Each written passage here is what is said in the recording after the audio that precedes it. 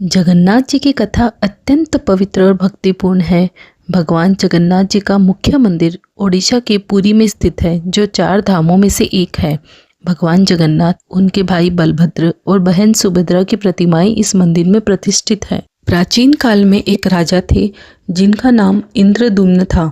वे भगवान विष्णु के परम भक्त थे और उनके मन में भगवान के प्रत्यक्ष दर्शन की तीव्र इच्छा थी।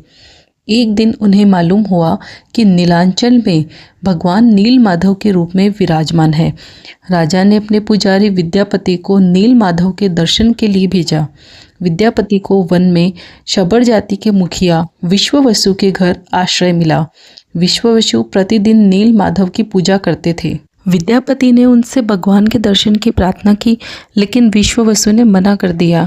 बाद में विश्ववसु की बेटी ललिता से विवाह के बाद विद्यापति को भगवान के दर्शन का अवसर मिला। जब राजा इंद्रद्युम्न को यह ज्ञात हुआ तो वे स्वयं भगवान नील माधव के दर्शन के लिए गए, लेकिन तब तक भगवान अंतर्ध्यान हो गए। राजा अत्यंत दुखी हुए और कठोर तप करने लगे। भगवान विष्णु ने राजा को स्वप्न में आदेश दिया कि वे समुद्र तट पर एक विशिष्ट लकड़ी के रूप में प्रकट होंगे।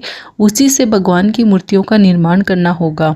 मूर्तियों के निर्माण के लिए भगवान स्वयं वृद्ध बढ़ई के रूप में आए और कहा कि वे 21 दिनों में मूर्तियां बनाएंगे, लेकिन कोई उन्हें ना देखे।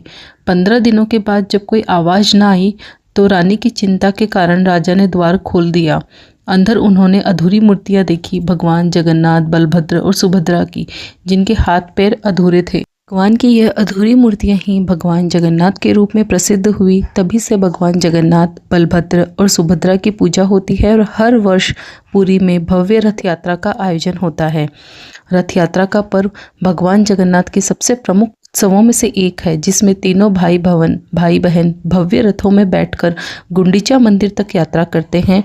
लाखों भक्त इस यात्रा में भाग लेते हैं और रथ की रस्सी खींचने को परम सौभाग्य मानते हैं।